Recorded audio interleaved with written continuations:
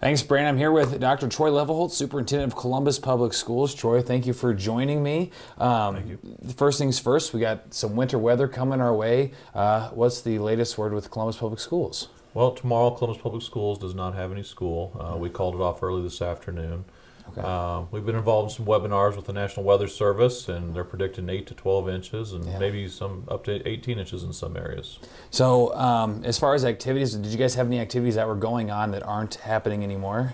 We didn't have any activities going tonight. All of our practices are over with at 5:30. Okay. Everybody's going home, and so all the buildings will be cleared by 6 o'clock. So as far as today goes, everybody's pretty much safe, and no one's really in danger of catching any bad snow. As far as how you guys go about this, you said you did the webinar with National Weather Service. How do you guys, and you've been involved with Hastings and a bunch of other different schools, how do you guys go about making these decisions? Well, typically if a storm's coming, the National Weather Service obviously is one of the biggest outlets that we listen to and we monitor and follow. But every morning, if it snows overnight or if it's snowing that next morning, we get up at 4 o'clock in the morning. We start driving the streets and the highways and checking things out to make sure that the city's going to have the areas cleared around the school, making sure our own maintenance guys can clear our parking lots.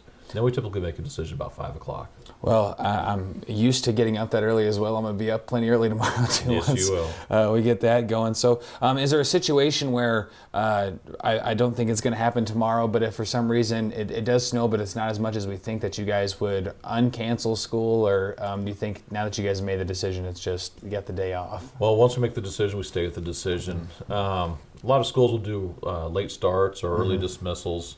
It's always been kind of our philosophy. Once you call the snow day, it's a full day.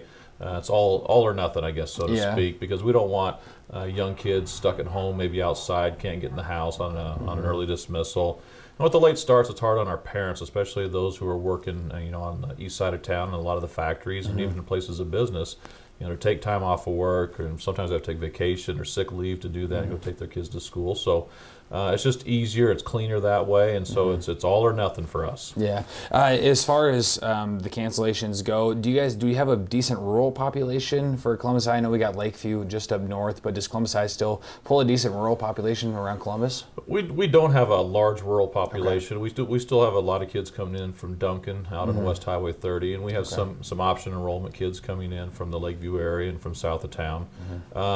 It's probably a significant number. How many, I don't know off the top of my head. Yeah. But probably 90% of our kids, if not more, live within the city limits. Well, I appreciate you joining me here today. It's always good. We got a little blizzard coming, so it's always good to get a little talk going on and kind of figure out what the schools are doing. Well, they give me a hard time for not calling snow days, so they got one tomorrow, and hopefully the snow comes through. Not for you, though? Not for me. Not for you. No, I'll be in the office. I'll be out in the morning, and we have crews cleaning parking lots all day tomorrow, trying to stay ahead of the storm. So hopefully we can have school on Wednesday. Well, very good, and get those kids back into the books and get everybody kind of learning again. So it'll be good. I'm sure they'd enjoy that. Awesome. Well, Brandon, back to you, and thanks for joining me, Dr. Leeffelholz, again. Once again, it's always good to have you in here. Brandon, back to you.